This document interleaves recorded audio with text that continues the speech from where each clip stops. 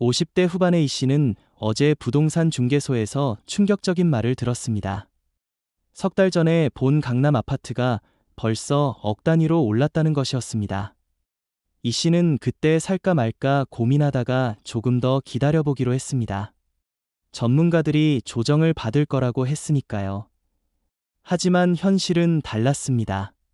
가격은 조정은커녕 폭등하고 있었습니다. 중개인이 말했습니다. 지금 서울 주요 지역은 매물이 나오는 족족 팔려나갑니다. 특히 강남 서초 송파는 완전히 불장입니다. 경기도도 분당 판교 같은 곳은 똑같습니다. 이 씨는 그 자리에서 주저앉고 싶었습니다. 기회를 놓친 것입니다. 도대체 무슨 일이 벌어지고 있는 걸까요? 왜 갑자기 다시 집값이 치솟는 걸까요? 오늘 여러분께 들려드릴 이야기는 서울 경기권 주요 지역에서 다시 나타나고 있는 아파트값 급등 조짐과 그 속에서 중년들이 어떤 선택을 해야 하는지에 관한 것입니다. 끝까지 들으시면 여러분도 지금 시장에서 무슨 일이 벌어지고 있는지 정확히 아실 수 있습니다. 이 씨가 아파트를 보기 시작한 것은 6개월 전이었습니다. 자녀가 결혼을 앞두고 있었기 때문입니다. 신혼집을 마련해주고 싶었습니다. 서울 강남 쪽을 알아봤습니다. 가격이 만만치 않았습니다. 하지만 감당할 수 있는 수준이었습니다. 이 씨는 몇 군데를 돌아봤습니다. 마음에 드는 곳도 있었습니다. 하지만 급하게 결정하고 싶지 않았습니다. 좀 더 알아보고 싶었습니다. 혹시 더 좋은 매물이 나올 수도 있고 가격이 내려갈 수도 있다고 생각했습니다. 중개인도 말했습니다. 천천히 보셔도 됩니다. 매물은 계속 나옵니다. 그런데 두어 달 전부터 분위기가 달라지기 시작했습니다. 이 씨가 관심 있게 본 아파트들이 하나둘씩 팔려나갔습니다. 새로운 매물이 나와도 금방 계약되었습니다. 이 씨는 조금 당황했습니다. 좀 더 빨리 결정할 걸 하고 후회했습니다. 하지만 아직 늦지 않았다고 생각했습니다. 다른 매물을 알아보면 되니까요. 그런데 문제는 가격이었습니다. 새로 나오는 매물들의 가격이 점점 높아졌습니다. 몇 달 전에 본 가격보다 훨씬 비쌌습니다. 이 씨는 이해할 수 없었습니다. 왜 갑자기 이렇게 오르는 걸까? 이 씨는 뉴스를 찾아봤습니다. 부동산 관련 기사를 읽었습니다. 서울 주요 지역의 아파트 값이 급등하고 있다는 내용이었습니다. 특히 강남 서초 송파 같은 강남권이 많이 올랐습니다.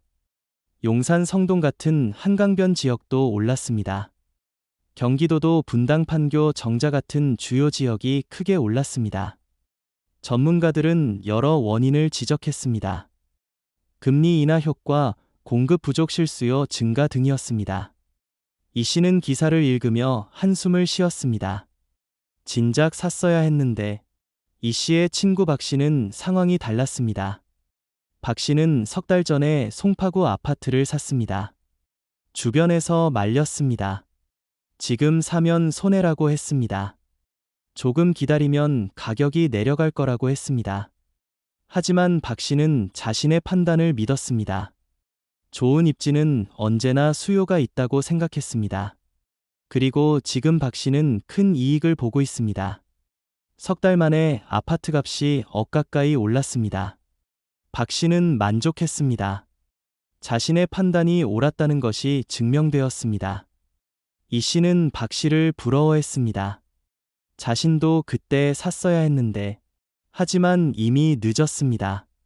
지금 사려면 훨씬 더 많은 돈을 내야 했습니다. 이 씨는 고민에 빠졌습니다.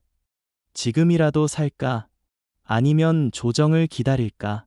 하지만 조정이 올지 안 올지 아무도 모릅니다.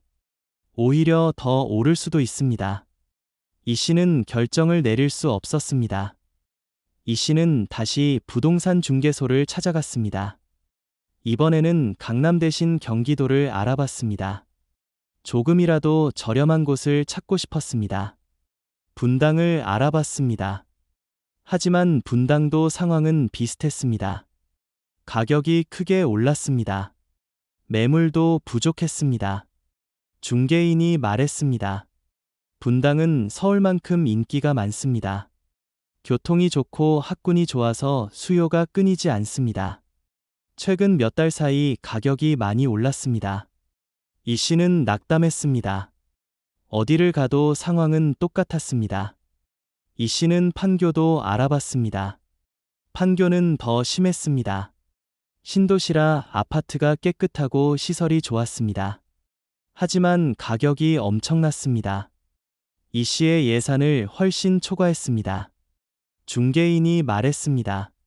판교는 지금 가장 핫한 지역입니다. 직장인들이 선호하는 곳이라 수요가 많습니다.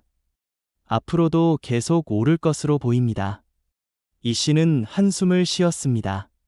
자신의 예산으로는 좋은 지역에 집을 살 수 없을 것 같았습니다. 이 씨는 아내와 상의했습니다. 여보, 어떻게 할까요? 지금 사자니 너무 비싸고 기다리자니 더 오를 것 같고. 아내가 대답했습니다. 당신이 판단하세요. 저는 잘 모르겠어요. 이 씨는 책임감이 무거웠습니다. 잘못 판단하면 큰 손해를 볼 수 있었습니다. 반대로 지금 사지 않으면 영영 기회를 놓칠 수도 있었습니다. 이 씨는 밤잠을 설쳤습니다. 이 씨의 또 다른 친구 김 씨는 다른 의견이었습니다. 김 씨는 부동산 시장을 오래 지켜본 사람이었습니다. 김 씨가 말했습니다.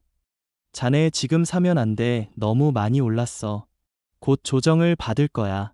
조금만 기다려 봐. 하지만 이 씨는 김 씨의 말을 믿기 어려웠습니다. 몇 달 전에도 조정을 받을 거라고 했지만 오히려 더 올랐으니까요. 이 씨가 말했습니다.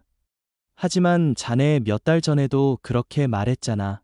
김 씨가 대답했습니다. 그때는 내가 틀렸어. 하지만 지금은 정말 과열이야. 반드시 조정을 받을 거야. 이 씨는 혼란스러웠습니다. 누구 말을 믿어야 할까? 박 씨처럼 지금 사야 할까? 김 씨처럼 기다려야 할까? 이 씨는 전문가의 의견을 듣고 싶었습니다. 재무설계사를 찾아갔습니다. 재무설계사가 말했습니다. 지금 시장은 확실히 과열된 면이 있습니다. 하지만 좋은 입지는 장기적으로 오릅니다. 단기적으로 조정을 받을 수는 있지만 장기적으로는 오를 가능성이 높습니다. 중요한 것은 자신의 목적입니다. 투자 목적이라면 신중해야 합니다. 하지만 실거주 목적이라면 좋은 입지를 선택하는 것이 중요합니다. 이 씨는 재무설계사의 말을 듣고 생각했습니다. 자신의 목적은 실거주였습니다. 자녀가 살 집이었습니다. 투자가 아니었습니다. 그렇다면 좋은 입지를 선택하는 것이 중요했습니다. 단기 등락에 연연할 필요가 없었습니다. 이 씨는 마음을 정했습니다. 예산 안에서 가능한 가장 좋은 입지를 선택하기로 했습니다. 이 씨는 다시 매물을 알아봤습니다. 이번에는 조금 범위를 넓혔습니다. 강남이나 분당 같은 최고급 지역 대신 그 주변 지역을 알아봤습니다. 성남 수정구를 봤습니다. 분당만큼 비싸지 않지만 교통이 괜찮았습니다. 가격도 감당할 만했습니다. 이 씨는 몇 군데를 돌아봤습니다. 마음에 드는 곳을 찾았습니다. 역세권이었고 주변에 편의시설이 잘 갖춰져 있었습니다. 가격도 예산 내였습니다.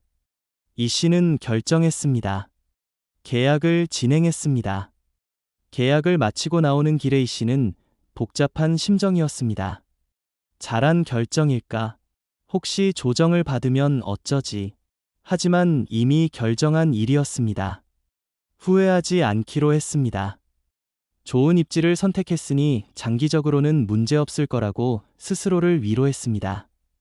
며칠 후 이 씨는 박 씨를 만났습니다. 박 씨에게 말했습니다. 나도 집 샀어. 박 씨가 축하했습니다. 잘했어.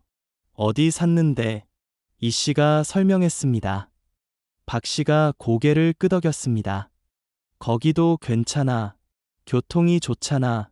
장기적으로 나쁘지 않을 거야. 이 씨는 박 씨의 말에 조금 안심했습니다.